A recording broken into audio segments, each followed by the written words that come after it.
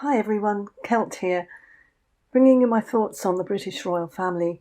And today I'll be talking about Meghan in Hollywood and Harry in Canada, but I will cover some other things regarding the other royals as well. So, contrary to the news that Harry went to a high-end tattoo shop in New York City in September to get a tattoo, it was not true. It was his plan to recruit Jelly Roll to headline the closing ceremony of the Invictus Games in Vancouver 2025. And there is a comedic video where Harry and the tattooist film a clip of Harry sitting in a chair, and it's basically all an act. I don't know how real this is. Do we really know? Could this be AI, as many things are? And is it the real Harry?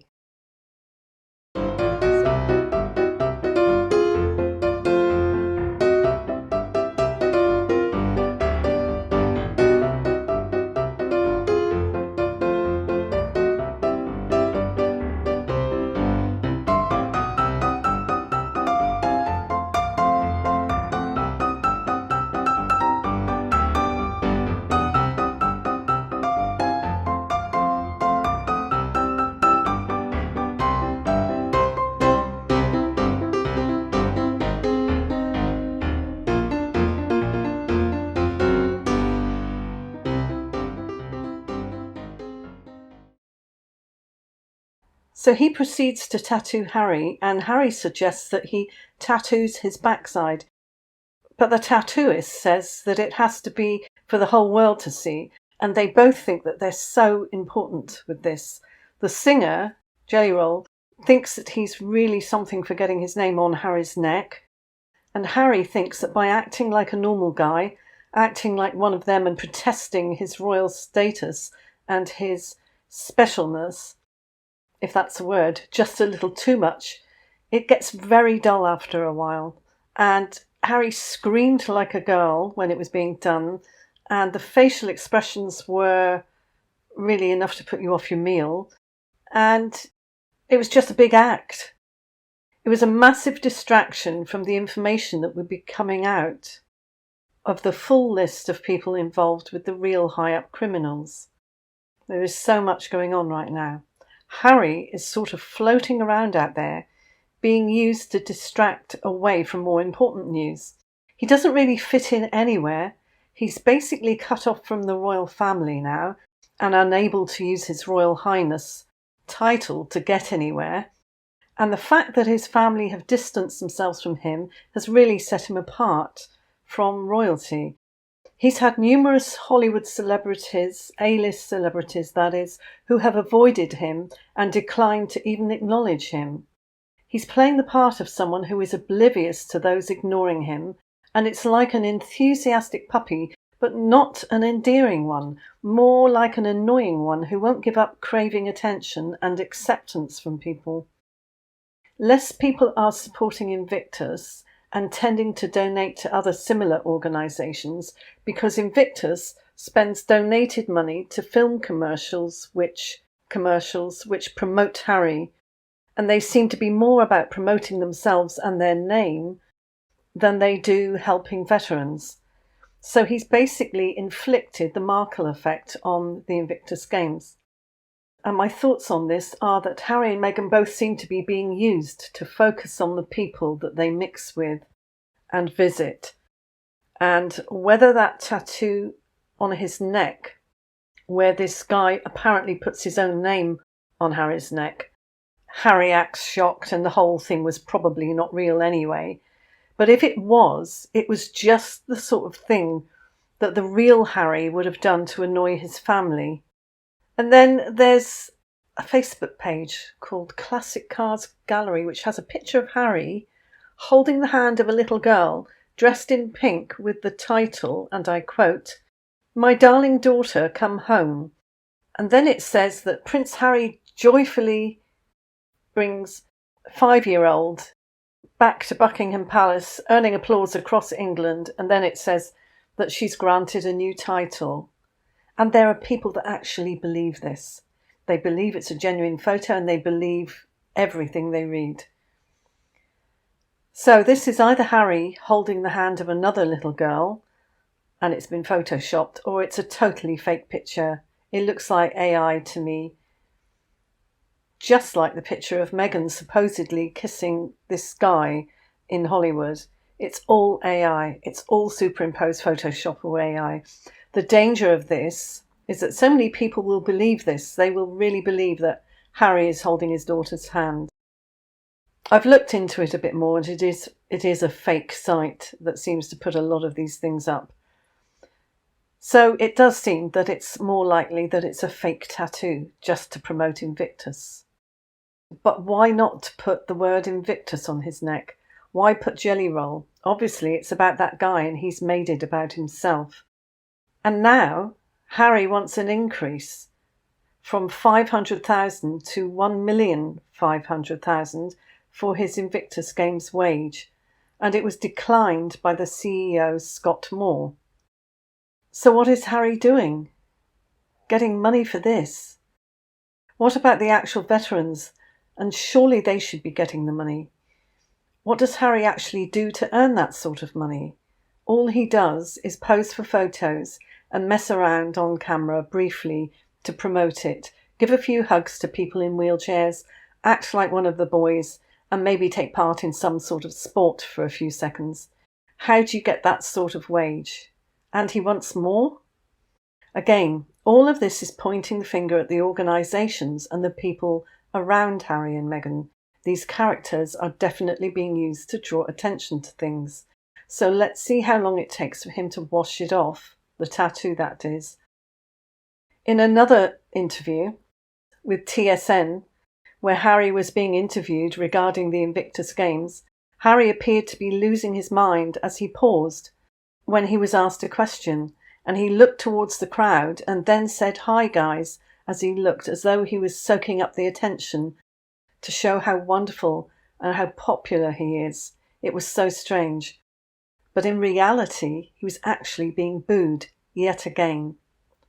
The press have ignored the fact that Harry was booed by most of the spectators.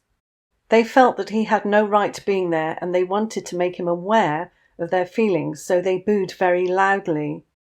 And so Harry was faking it for the cameras and trying to make it look as if he was pausing for effect and pausing for the cheers of approval and his fans' reaction to his awesome presence, rather than them booing him and jeering him in disapproval. The fact that he's still trying to give advice to genuine victims who suffer from mental health, and he is, as a lot of people say, royally screwed up himself. He's loving the chance to act in different roles, i.e. soldier, singer, and now he's trying to be a sports commentator. It's quite strange that he is in Canada, which used to be Meghan's favourite place, and what she considered to be home, and forcing his stupid and unwelcome opinions on people, and she is forcing her hugs and kisses on people in Hollywood. Just watch. It's not about them, as they are very poor actors. Clowns, in fact, drawing attention to those around them. Keep watching. The picture doing the rounds with Meghan kissing this guy is, in my opinion, photoshopped. It looks very much like the same position that she was in with the other woman, the hairdresser, where she was hugging the female friend. But there are, unbelievably, people that think that it's genuine. I also noticed that a former bodyguard has come out to defend Meghan, and contrary to the many people that say that she's an absolute nightmare to work with, he is the only person that I've heard saying that she's really great to work with, and he would jump at the chance to work with her again. I wonder how much he was paid. His reasoning behind this, and the one memory that he shared, was the fact that he pushed a cart around the grocery store while Meghan was putting the stuff in, and she really enjoyed it, according to him. So he has determined from this that she was a great person and a wonderful, kind humanitarian because of this incident where she just wanted to be normal. She was shopping. She was having what she wanted, and she had a man pushing her stuff around. Of course she was happy. He most definitely was paid to say this, I'm sure. Harry has apparently just sent out invitations to a party, an intimate Christmas party that he will be hosting, and he will be doing this on his own without Meghan. This party is taking place on December the 10th. It is very cringeworthy. The email that was sent out to the, and I quote, 5 lucky people, end quote, who will get a chance to speak to Harry directly, no less, and he will answer some pre-vetted questions. I guess they're pre-vetted so that it doesn't overtax his brain.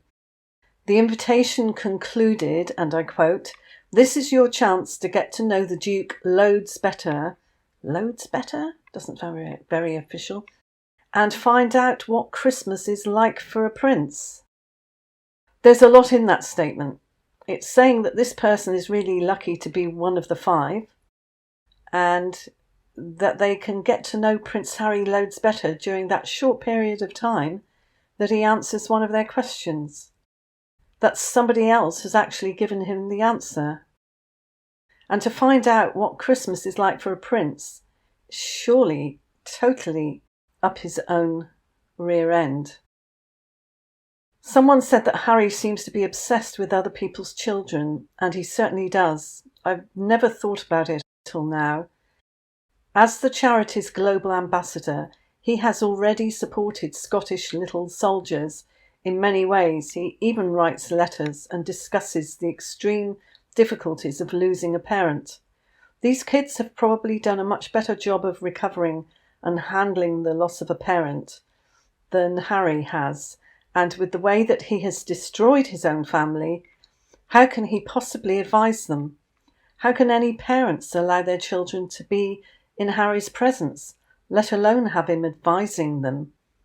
But Harry will probably be putting himself out as Santa Claus, and at the same time he's trying to portray himself as Prince Harry. Because let's face it, he hasn't been himself for years, has he? Many of you know what I'm talking about. King Charles is losing weight and becoming more frail, it's been said.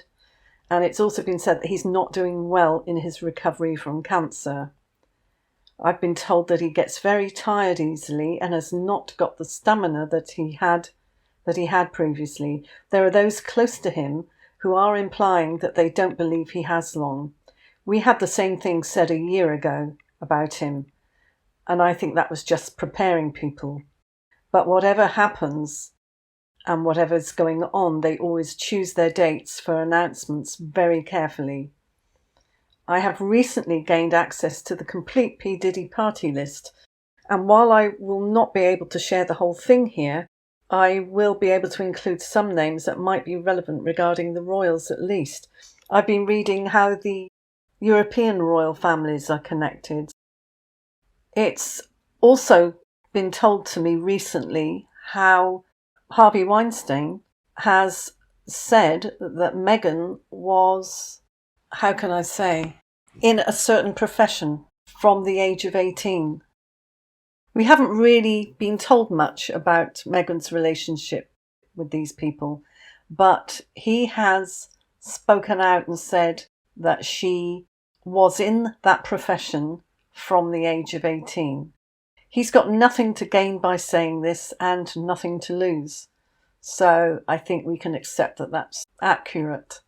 So let me have your thoughts on this, and I'll see you in the next one. Thanks for watching. Bye.